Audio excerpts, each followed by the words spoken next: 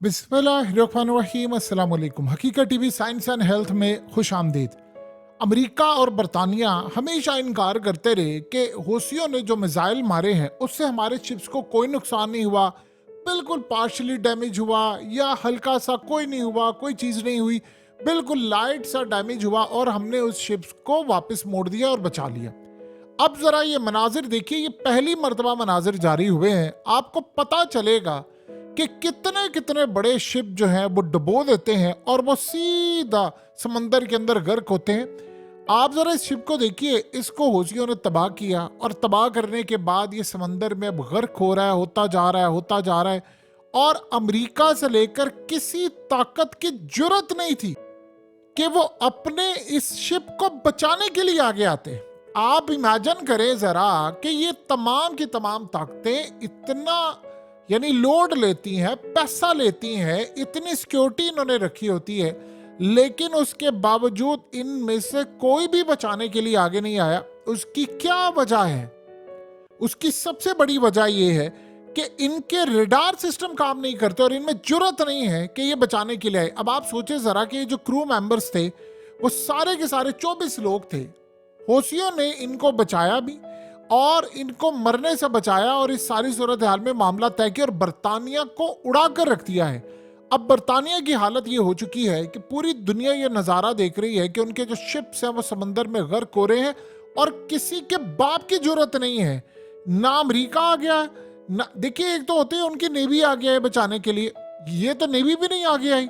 और बाद में जब वो डूब रहा है तो उस शिप को बचाने के लिए अब समंदर के अंदर शिप्स की भरमार है और वो कहते रहे जी नहीं हमारा कोई शिप डूबा नहीं है, वो झूठ बोल रहे हैं। आप सोचिए जरा, ये अमेरिका की और उनकी हालत हो रही है कि वो शिप अब तबाह हो रहे हैं और समंदर में गर्क हो रहे हैं और इस सूरत हाल में उनके पास कुछ भी इस वक्त दुनिया को कहने को नहीं है। आप यहां से अंदाजा लगा सकते हैं कि इनके साथ मामला क्या हो रहा है। इनके शिप्स भी तबाह हो रहे हैं। अब सोचे जरा कि इस लड़ाई के अंदर सबसे अहम तरीन चीज ये हो चुकी है कि अब ये भांडा भी फूट गया है कि जो सराउंडिंग है शिप्स की और ये तमाम चीजों की, इनमें असल में ये लोग किसी सूरत एग्जिस्ट नहीं करते, यानी ये आ नहीं सकते बचाने के लिए। अब ये दुनिया ने अमेरिका और बरतानिया की ताकत देख ली। पहले तो ये कहते थे कि हम इनके साथ होंगे, वो डिस्ट्रेस कॉल देते, वो बचाने के लिए नहीं आते। अब तो आप ये सोचिए जरा कि काफी अरसे के बाद वो शिप वहां पर खड़ा रहता है और तबाह होता है और करते करते फिर वो शिप डूबना शुरू करता है और कोई भी उसको बचाने के लिए आगे नहीं आता। यानी बरतानिया की ये औकात हो चुकी है। अब हालत क्या है? हालत ये है कि उनको पहले तो उन्होंने काम ये किया था कि किसी तरह इजराइल को जंग से रोकने की कोशिश की, वो नहीं रुक पा रहा। इजराइल के बाद मामला इतने खराब हुए कि यमन वाला महाज उनके गले पड़ गया। अब वो महाज अभी थमा नहीं है कि नेटो ने फैसला जो किया है कि हमने जंग करनी है, आज ऑफिशियली पुतिन ने ऐलान किया है और ये ऐलान बहुत बड़ा था और बड़ा भयानक था। उन्होंने कहा कि मैंने अपनी फौजों को ऑर्डर जारी कर दिया है, अगर नेटो ने किसी तरह की सपोर्ट कोई भी करने की कोशिश की तो हम जंग का ऐलान कर देंगे, हम नेटो के खिलाफ ऐलान कर देंगे और हमारी फौजें हमला करने के लिए उतर जाएंगी। फिर हम परवाह नहीं करेंगे कि दुश्मन सामने कौन खड़ा हुआ है कौन नहीं खड़ा हुआ, हमारी तरफ से ऐलान जंग है। और उन्होंने कहा कि यूक्रेन के मामले पर नेटो ने जरा से उसकी मदद की, उसकी फौजें आई तो हमारी तरफ से ऐलान जंग है और जंग में फिर हम दरेग नहीं करेंगे कि हमने कौन सा हथियार चलाना है कौन सा नहीं। हमारे जहाज तैयार है, हमारी मिलिट्री तैयार है, हम तमाम के तमाम अपना असला तन मन धन रूस की कुर्बानी जो है वो रायगा नहीं जाएगी और हम पूरी तरह लड़ने को तैयार होंगे। और हम ये लास्ट फाइनल वार्निंग दे रहे हैं कि अगर कोई एक मुल्क आगे आया तो आंख झपकने का उनको वक्त नहीं मिलेगा और हम उनको सफा इसी से मिटाने के लिए तैयार रहेंगे। आप इमेजिन कर लीजिए, ये अमेरिका की सूरत हाल है कि उसने पूरी दुनिया के अंदर ऐसी जंग छेड़ दी है जिसका कोई सर पैर नहीं है। आप सोचे जरा कि अगर ये जंग ना होती तो क्या कभी पता चलता हौसियों की ताकत क्या है, बरतानिया के शिप्स किस तरह तबाह होते हैं, अमेरिका के शिप्स कैसे तबाह होते हैं। अब जो दूसरी सबसे बड़ी डेवलपमेंट है वो इससे भी बड़ी है। ईरान ने अब फैसला किया है कि वो यमन को बहुत बड़े हथियार देने जा रहे हैं और उन्होंने ऑफिशियली इस बात का ऐलान कर दिया है कि हमारी तरफ से मुकम्मल तौर पर नए तर्ज के हथियार अब यमन का हिस्सा होंगे और हम यमन को जब हथियार देंगे तो वो सारे के सारे इस्तेमाल होने जा रहे हैं अमेरिका और बाकी ताकतों के खिलाफ। देखिए, रेयर केस होता है कि ईरान असल में ऐलान कर दे ऐसा कुछ कि जी हम ये तमाम चीज़ें तबाह करने जा रहे हैं, हम फलाना करने जा रहे हैं। ये आम रूटीन में होता नहीं है।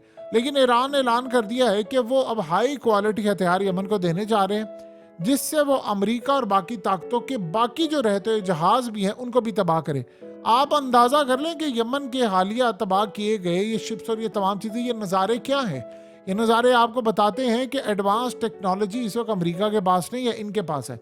अब यूक्रेन का जहाँ तक मामला है, देखिए यूक्रेन के अंदर इन्होंने नेटो की उतारनी है फौजें, और इनसे पहले इनसे कोई मामला भी संभल नहीं पा रहा है। ये सारे महाज जो हैं वो इस वक्त खतरनाक हद तक खराब हो चुके हैं।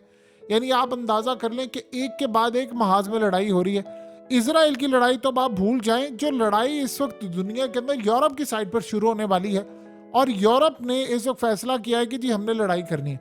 इन बेवकूफ़ों को यहाँ तक अंदाज़ा नहीं है कि रूस के साथ मुस्लिम जो ममालिक हैं उन्होंने इतना गठजोड़ रखा हुआ है, इतना ज़्यादा रखा हुआ है कि कल को रूस ने जो प्लान इस वक्त किया है वो देखिए अकेला उसने जंग लड़ ली थी और उसने ये सारी ताकतों को शिकस्त दी है।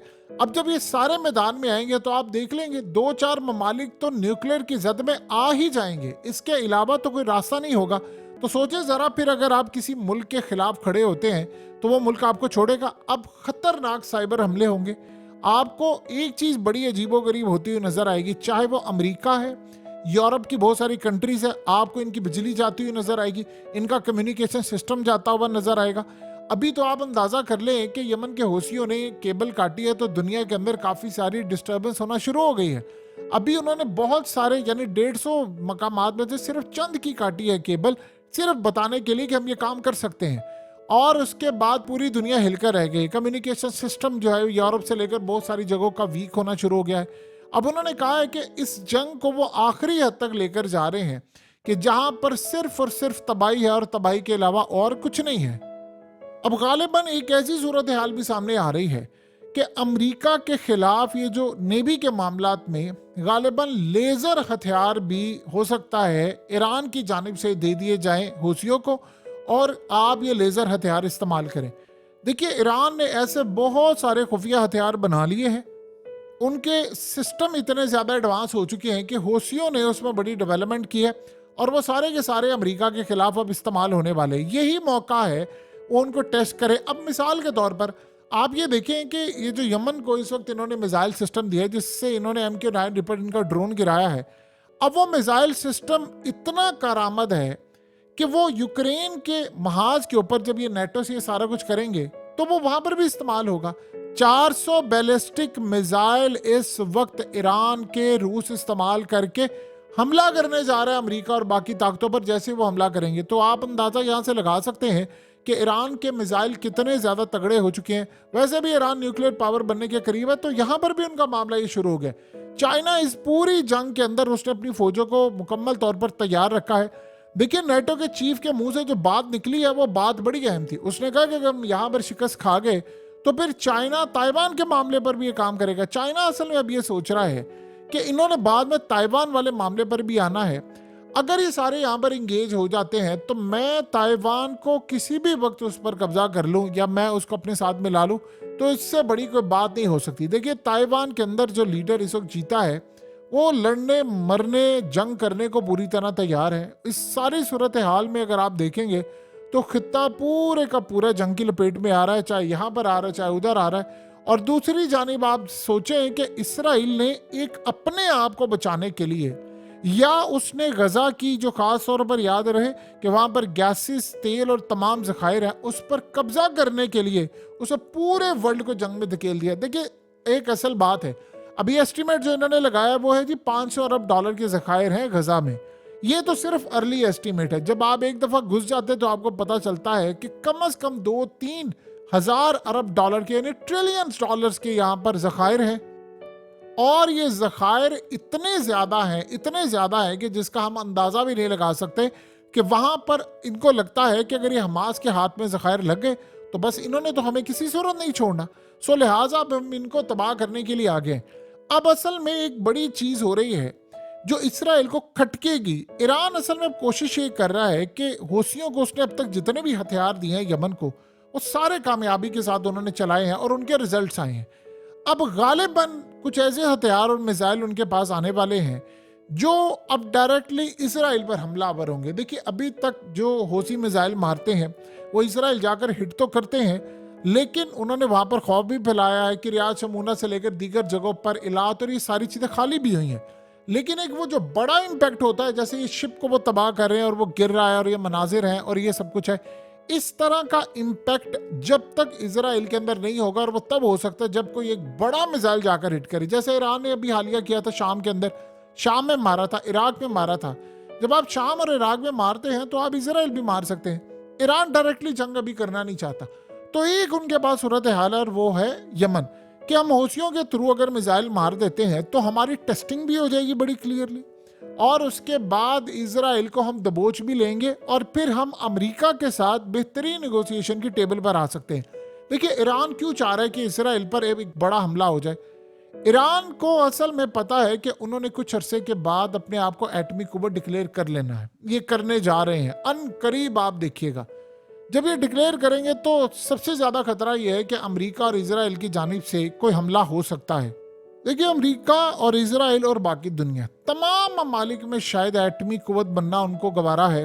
पाकिस्तान में उनको गवारा हो गया, ठीक है, बन गया, लेकिन उनको ईरान गवारा नहीं है। उसकी वजह क्या है? देखिए, ईरान एटमी ताकत बनेगा तो सऊदी अरब भी बनेगा, सऊदी अरब एटमी ताकत बनेगा तो कतर भी बनेगा, बाकी कंट्रीज भी बनेगी जो खित्ते के अंदर है, क्योंकि पैसे तो हैं उनके पास।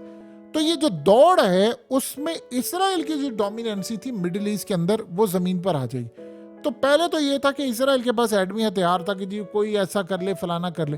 अब तो सूरत हाल हो जाएगी डिफरेंट।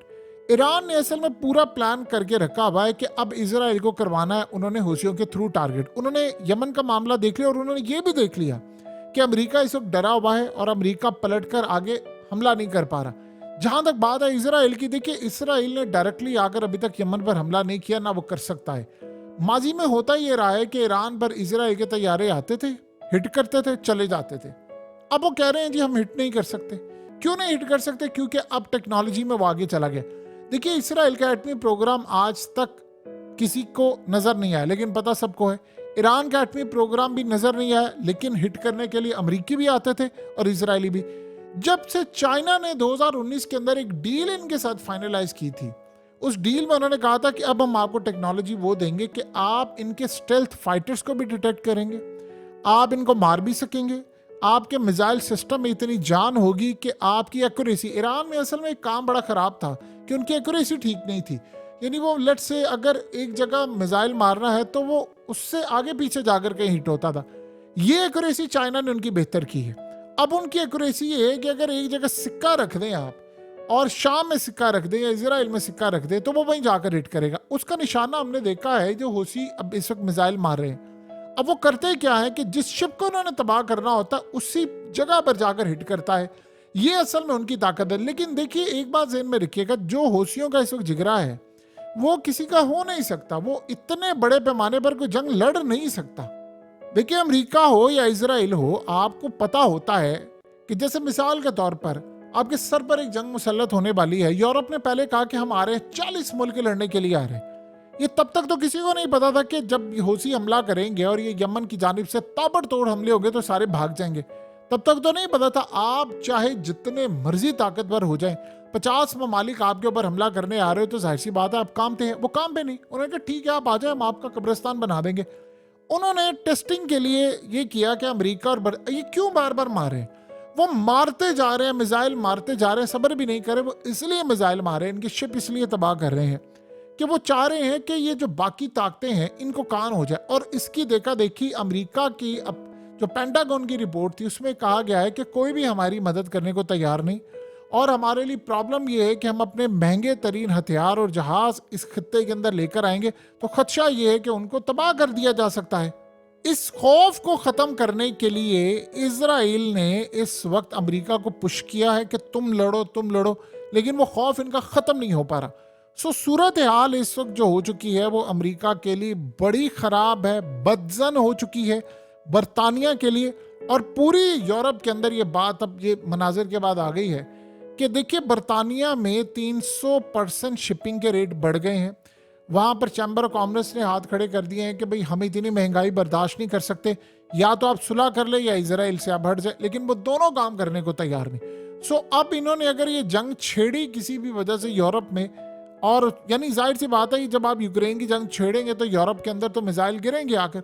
आप ब्यूटेन को जानते हैं और वो बंदा किसी भी हद तक जाने को तैयार है। उसने कहा है कि अगर मेरे इलाकों पर आपने आने की कोशिश की तो मैं एटमी जो प्रोग्राम है उसको चलाने से दरेग नहीं करूंगा। आपको पता है उसने ट्रीटी जो साइन की हुई थी कि वो जो फर्स्ट स्ट्राइक वाली पॉलिसी थी उसको उसने विड्रॉ कर लिया। इसका क्या मतलब है? वो मारने के लिए तैयार है, और क्या उसने करना है? तो इजराइल का तो प्लान यही है कि दुनिया में हम जंग छेड़ दें, और जंग छेड़कर अगर वो समझता है कि वो बच जाएगा तो ये बचेगा नहीं, क्योंकि हदीस में बहुत सारी चीज़ें मेंशन है।